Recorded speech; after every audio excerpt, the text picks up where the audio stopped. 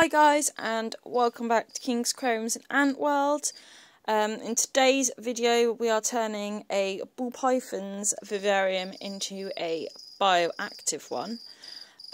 We've just taken everything out for the viv. Well, we've still got the water bowl in at the moment, but it's just a normal little viv, and the ball python has decided to crawl up there, which we'll get him down in a bit.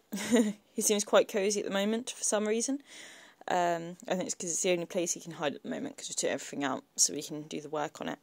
So we'll get into it. These are the products that we've brought to help turn the system bioactive. We've got some substrate here. It's Arcadia Earthpro substrate, an Earthmix, which is good. It's supercharged with nutrients and minerals, and obviously bioactive. It contains worm manure and volcanic lava to aid drainage and mineral content, and it's suitable for snakes and everything, so like foresty systems. It says the Earthmix is organic substrate and can be used with all species. It's loaded with nutrients from volcanic rock and worm castings, ready to use, and will support live custodians from the very first day of use, so you can add your clean-up crew straight away.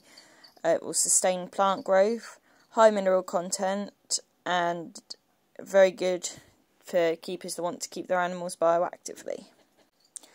We've also got some Arcadia Earthmix Custodian fuel, which will feed all your little bioactive creatures in there, your clean-up crew.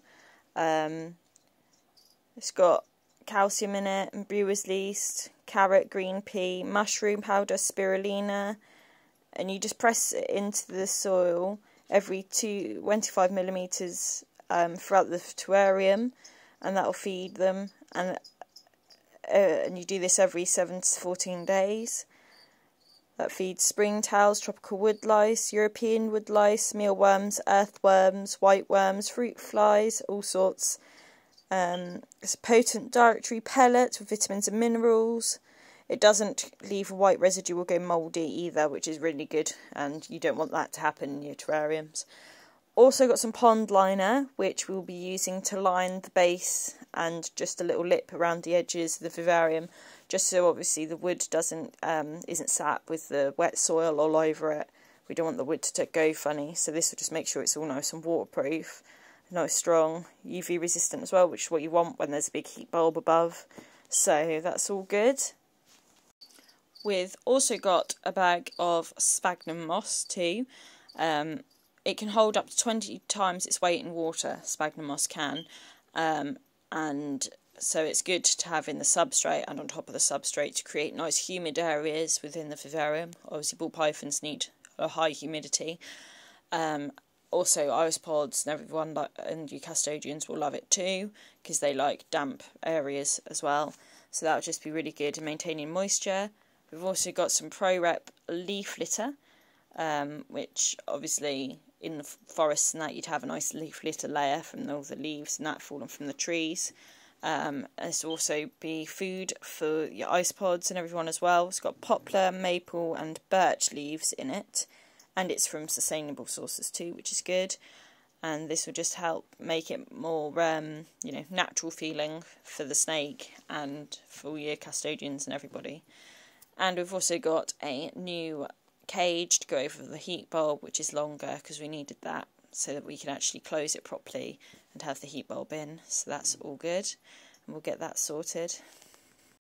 And of course we've got the isopods, which I've got a massive colony growing in with my giant African land snails, so we've got them all from there.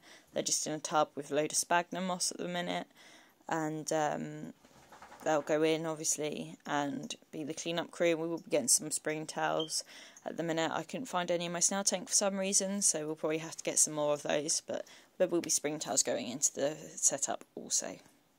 So here you can see we've cut the Pong Liner to the right size to go in the bottom of the vivarium with a nice lip around the side, which will be as deep as we want the substrate to go. and that will be going in momentarily. And here's the Earthmox sort of substrate. Here you can see it's got lots of nice bits in for obviously the isopods and everyone to eat. It feels nice and soft as well and quite fluffy, so that'll be nice to go in the base. Obviously the isopods, when they crawl through it, will keep it all aerated and the soil turnover and everything as well, to stop it just sitting and going funny too, so that's all good. But it looks nice, and we'll see how the python enjoys it too. And now we're going to add some sphagnum moss and crushed leaf litter into it too.